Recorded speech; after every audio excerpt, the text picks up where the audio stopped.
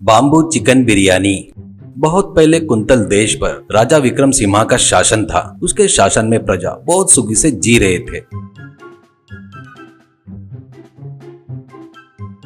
राजा की लड़की बहुत ही बदसूरत थी। उसका नाम दीपिका था। वो बहुत कुरूप पैदा होना, उसके पैदा होते ही उसकी मां मरने से राजा उसको किसी को नहीं दिखाता, ऐसा राजमहल के कमरे में पालता है। उसको बाहर की दुनिया कैसी रहती है नहीं पता था। वैसे बदसूरत से कौन शादी करेगा करके पता नहीं रहने से उसकी शादी कैसे करूं करके रोज दुखी होते थे राजा। उसके देश के राजधानी के नजदीक में एक छोटा सा गांव रहता है। उस गांव में सिक्का नाम का एक गरीब लड़का रहता है। वो एक अनाथ था। वो बहुत ही सुंदर था और गांव में छोटे मोटे काम करके जीता था। गांव में काम नहीं मिलने से वो गांव छोड़कर दूसरे गांव के लिए निकलता है। वो दोपहर होते तक एक जंगल में पहुंचता है। उसको बहुत भूख लगती है। वो वहां देखता है तो उसको एक झोपड़ी दिखाई देती है। वो वहां पर जाकर, माँ जी, बाबूजी, अंदर कोई है क्या? बहुत भूख और प्यास लगी है, खाने को कुछ तो दो करके जोर से चिल्लाता है। कुछ देर बाद एक बूढ़ी जादूगरनी बाहर आकर, ए कौन है रे तू? तेरी इतनी हिम्मत कि मेरी झोपड़ी के पास आकर चिल्लाता क्या? मैं 30 साल से यहीं पे रह रही हूँ, पर इतनी जोर से अभी तक किसी ने नहीं चिल्लाया करके बोलती है गुस्से से। तो सिक्का उसका अवतार देखकर, बहुत जोरों से भूख लगी है ना, इसलिए जोर से चिल्लाया। बहुत जोरों की भूख लगी है, कुछ खाने को दो ना दादी, ऐसा कहता है वो। ए क्या रे, दादी बोलकर मेरे से रिश्ता जोड़ रहा है? मेरा नाम चमेली है। ठीक है, अंदर आ। अभी बाम्बू चिकन बिरयानी बनाई हूँ, खाकर थोड़ी देर आराम करके जाना, ऐसा कहती है।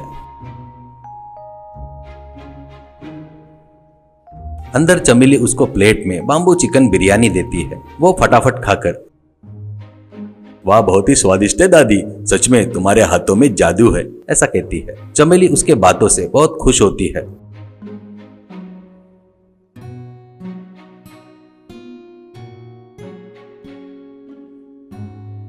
शाम को सिक्का राजधानी के लिए निकल रहा था तो चमेली, वहाँ तेरे पहचान का कोई है क्या? तेरे पास पैसे वैसे कुछ है क्या? नहीं, ऐसा कहती है। तो वो, नहीं दादी, पैसा नहीं है और कोई पहचान का भी नहीं है करके कहता है। तो चमेली, इतना भोला है रे तू बेटा। बगैर पैसों के उस राजधानी में जीना बहुत कठिन है। वो तो ठीक है, लेकिन एक बात तुझे बताना चाहती हूँ बेटा, तू बहुत ही सुंदर राजकुमार जैसा है। सिर पर सिर्फ मुकुट नहीं है बस, ऐसा कहती है। तो सिक्का, हाँ क्या, इतना सुंदर रूप देकर भगवान ने माथे पर अच्छी किस्मत लिखना भूल गया तो मैं क्या करूँ दादी, कहता है दुखी होकर। तो चमेली, ठीक है, ले कुछ दिन तू यहीं पर रहे, तेरे माथे पर लिखी तेरी किस्मत मैं बदलूंगी, अपनी राजकुमारी से ही तेरा विवाह करवाऊंगी, ऐसा कहती है। सिक्का, क्यों, मजाक करने के लिए तुमको कोई और नहीं मिला क्या दादी? तुम रहो बोले तो रहता, पर राजा बनाती करके आशा मत दिलाओ, अच्छा नहीं है और तुमको उसकी जरूरत भी नहीं है, ऐसा कहता है। तो तब चमेली को 20 साल पहले ही घटना याद आती है। पेट से थी महारानी और राजा विजय सिम्हा एक बार अपने रथ से जंगल घूमने आते हैं।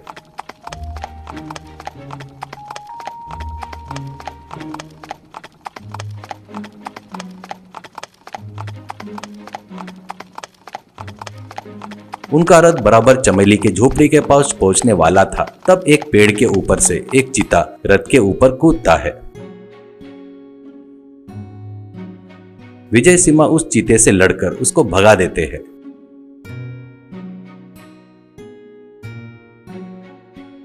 उसकी वजह से महारानी के पेट में दर्द शुरू हो जाता है। वो देख रही चमेली महारानी को अपने झोपड़ी में ले जाकर उसकी डिलीवरी करती है। महारानी एक कुरीब बच्ची को जन्म देकर उसको देखे बगैर ही बेचारी मर जाती है। राजा को उस कुरूप बच्ची को किसी को नहीं दिखाना पसंद नहीं रहने से अपने महल में ही एक कमरे में उसको रखकर बाहर की दुनिया वालों को बगैर पता लगे पालता है।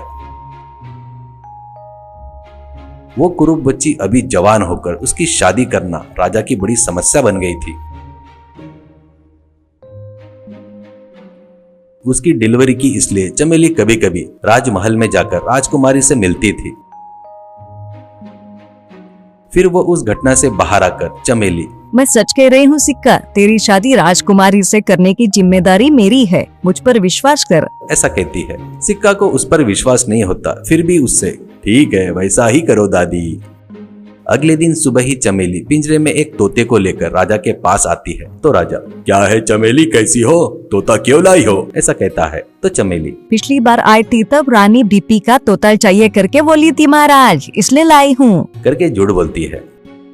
बाद में वो दीपिका से मिलती है। दीपिका तोते को देखकर खुश होकर इसके लिए एक सोने का पिंजरा बनवाऊंगी दादी, ऐसा कहती है। तो चमेली, आराम से जंगलों में फलों के बीच में घूमने वाले तोते को तो सोने के पिंजरे में बंद की तो सुखी रह सकता है क्या, ऐसा कहती है। तो दीपिका, जंगल, फलों का बगीचा, क्या वो कैसे रहता, कहाँ पर रहता है करके पूछती है उत्सुकता से। चमेली, वो सब मेरे साथ में आई तो दिखाऊंगी, वहाँ पर कोई भी पूछे तो तू मेरी नातिन है करके बताना, तेरे को मैं लेकर गई तो महाराज मुझे मार कर गाड़ देंगे, इसलिए तुमको मैं तोता बनाकर लेकर जाऊंगी, ठीक है ना, ऐसा कहती है। दीपिका खुश होकर मान जाती है। चमेली कुछ मंत्र पढ़ते ही दीपिका तोता बन जाती है। तब चमेली पिंजरे के तोते को छोड़कर तोता बनी दीपिका को पिंजरे में डालकर वापस निकलती है।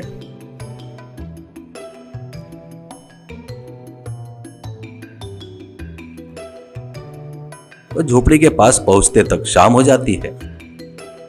वहां पर खटिया पर बैठा सिक्का हाथों को हवा में घुमाते हुए कौन है ऐसा कहता है। तब चमेली, क्या हुआ रे बच्चे, ऐसा क्यों अंधे जैसा कौन है कह रहा है करके बोलती है। सिक्का, क्या है क्या दादी, तुम गई तब से मुझे कुछ दिखाई नहीं दे रहा है, ऐसा कहता है घबराते हुए। चमेली, घबरा मत, तेरी नजर वापिस आ जाएगी, ठीक है, ये देख मेरे नातिन को मेरे साथ लाई हूँ, इसको इलाज करना अच्छे से आता है, जल्दी ही तेरी नजर वापिस आ जाएगी, ऐसा इलाज करेगी, ठीक है ना, ऐसा कहती है।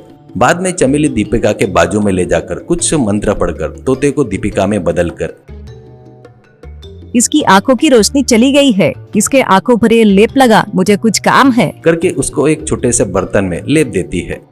दीपिका सिक्का के पास आकर उसकी सुंदरता की दीवानी हो जाती है। उतने सुंदर लड़के को नजर नहीं रहने से, अंधा रहने से वो बहुत दुखी होती है। वो लेप आंखों पर लगा रही थी तो सिक्का फट से दीपिका का हाथ पकड़कर कौन हो तुम ऐसा कहता है। वो, मैं चमेली की नातिन हूँ, मैं जो दवाई लगा रही हूँ तो आंखें जल रही है क्या, ऐसा कहती है। तो सिक्का, नहीं ऐसा कुछ नहीं है, ऐसा कहता है। वो उसकी सुरीली आवाज पर फिदा हो जाता है। बाद में चमेली दीपिका को तोता जैसा बनाकर वो मंत्र पढ़ती है। ऐसे दीपिका तोता बनकर राजमहल की तरफ उड़ जाती है।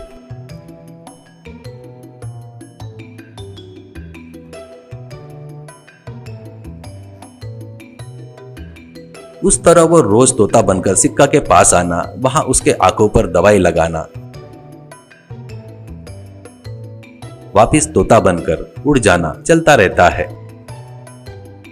ऐसे दोनों में प्यार पैदा हो जाता है। एक दिन सिक्का, दादी मुझे तुम्हारी नातिन बहुत पसंद आई, मेरी आंखें वापिस आ गई तो आपको एतराज न हो तो उससे शादी करूंगा, वो नहीं मिली तो मैं नहीं रह सकता, ऐसा कहता है। चमेली, ये क्या रे बेटा, तेरी तो युवरानी से शादी करती बोली थी ना, उसका कैसे फिर, ऐसा कहती है। तो सिक्का, मुझे किसी युवरानी की जरूरत नहीं, मैं अगर शादी किया तो तुम्हारी नातिन से ही करूंगा, ऐसा कहता है।